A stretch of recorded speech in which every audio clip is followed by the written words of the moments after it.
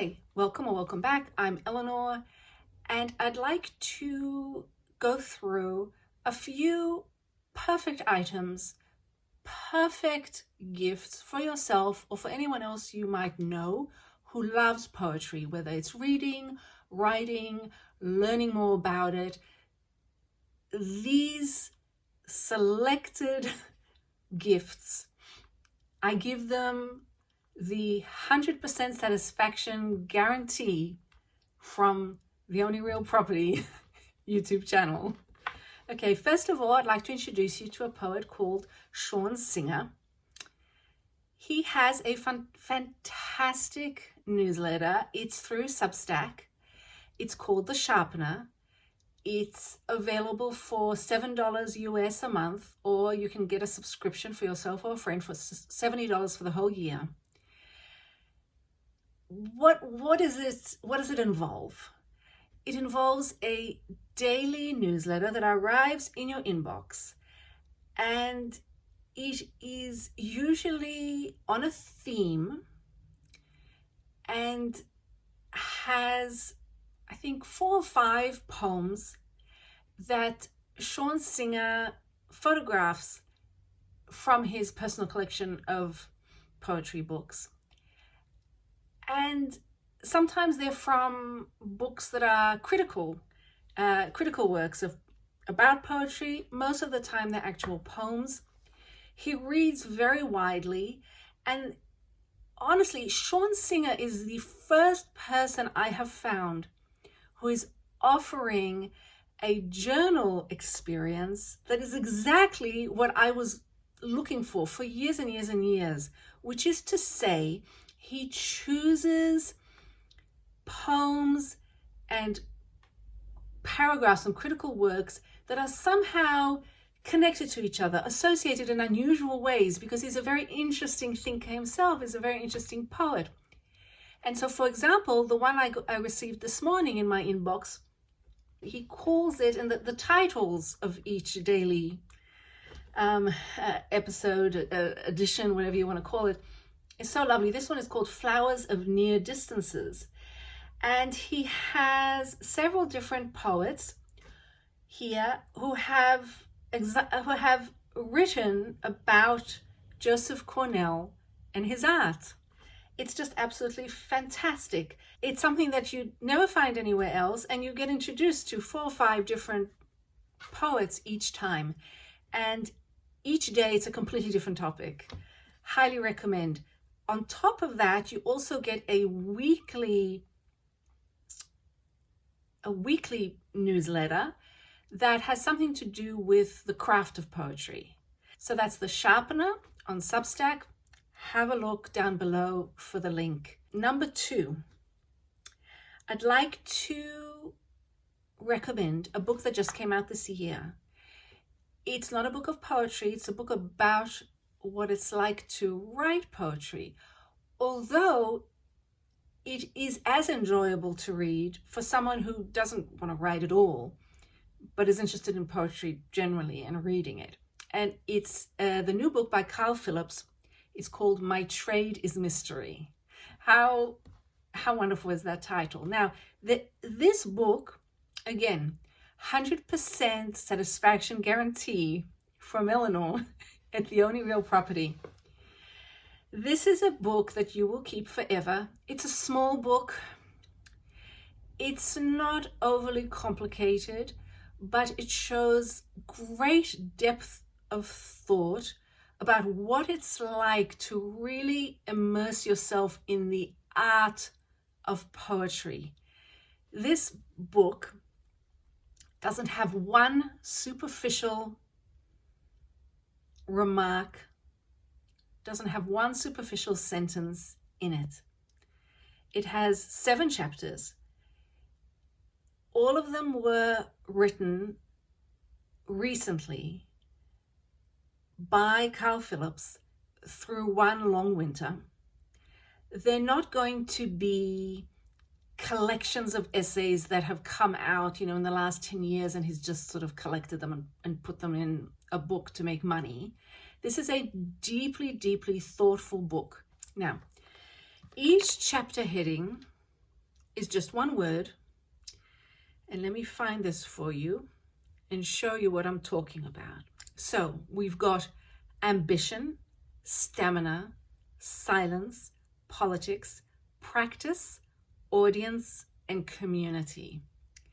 And none of those words are discussed in the way you might imagine. For example, ambition, and I'll go and quote to show you how thoughtful this is. Phillips very quickly dismisses the idea that ambition is about wanting to have your poems published, that ambition is about wanting to have fame. He's talking about an ambition, and I quote, for the work, the art, the ambition to capture what can't be captured otherwise, and even then can't be captured entirely, which is to say defeat has been built into the mechanism. So the ambition is your own personal ambition for your own art. That's what's really working in a true poet. Then, because he's already introduced the idea that defeat has been built into the mechanism, his next chapter is stamina.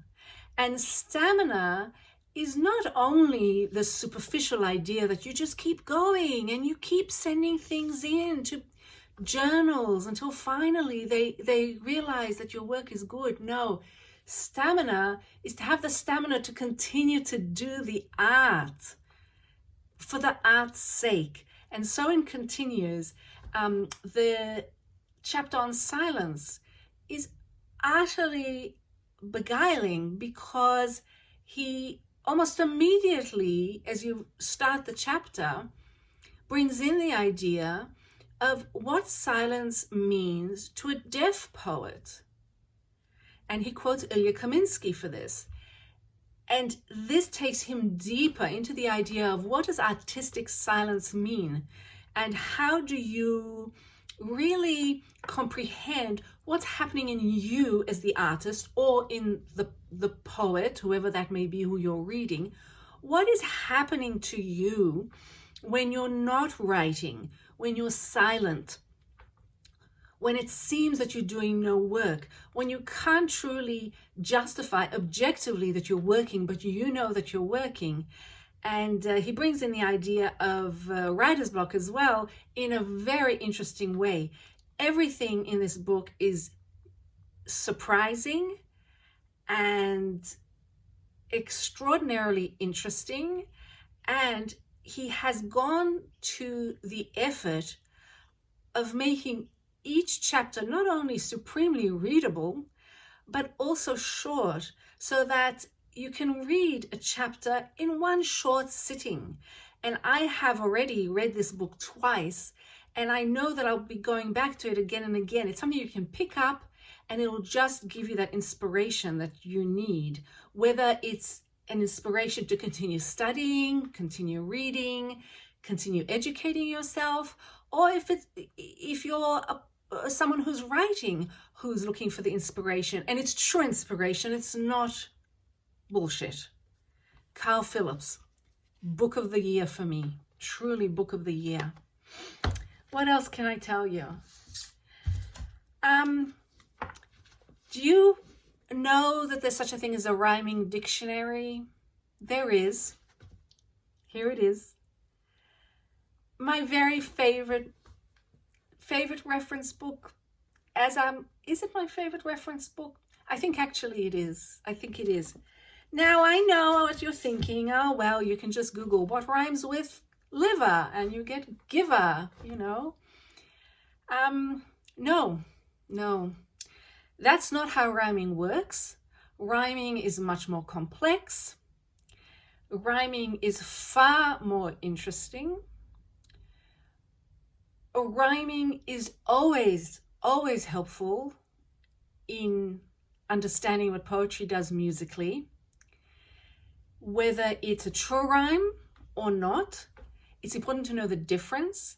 And even if you don't plan to ever rhyme in any poem or read any rhyming poems, you know, if you have a prejudice against rhyme, and I'm a huge lover of rhyme, But even if you have a prejudice against rhyme, I say, you know what? Prejudice is born from ignorance. Educate yourself. And what fun to do so with the Complete Rhyming Dictionary. So this dictionary will take getting used to. You'll have to educate yourself on how to use it. You'll start looking at words, especially vowels, as a linguist might.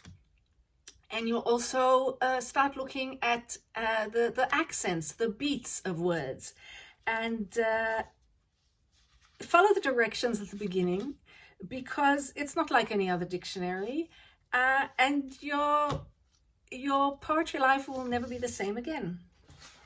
A couple of other recommendations. I'll be very quick. Everyone knows Mr. Hirsch is a poet's glossary. I love it, but it's huge. So he has another one that came out as a paperback, and it's pretty much this, but edited. So if you're looking for something that's not quite as huge, it's called, let me find it. It's called the Essential Poet's Glossary. I'll leave a link. You can't go wrong with it. You'll go back to it again and again. And then there's the Art of series, Graywolf Press. I have two from the series that are particularly fantastic, written by poets, The Art of Syntax and The Art of the Poetic Line. There's several in the series. Some of them I think are about prose, but it won't matter. I really I love looking at all of the different titles. I think next I want to order The Art of Intimacy.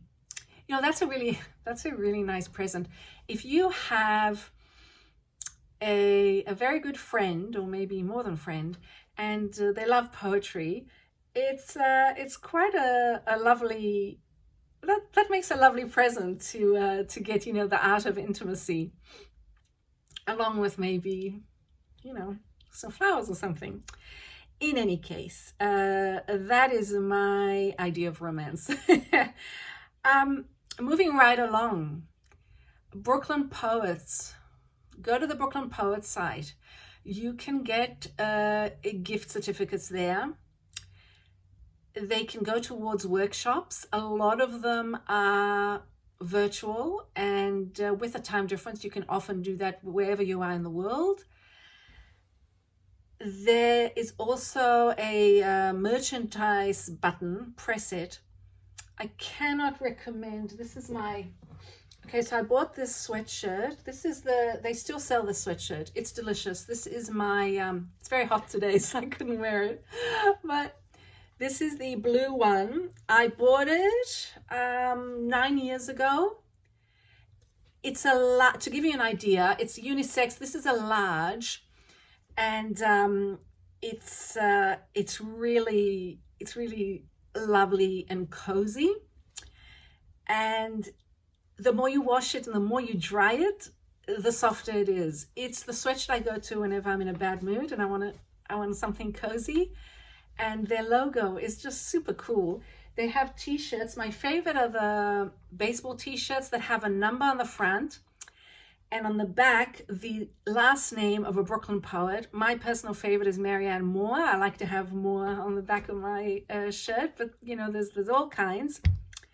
And if you have a baby in your life, I suggest you check out the Brooklyn Poets onesie. It is adorable. Okay, so that's it. I hope you have some, you know, good ideas sparked from this. Let me know in the comments if you do follow through with anything and if you enjoy them, or if you would recommend something to me. I'm always looking for recommendations, and I'll see you next time. Bye-bye.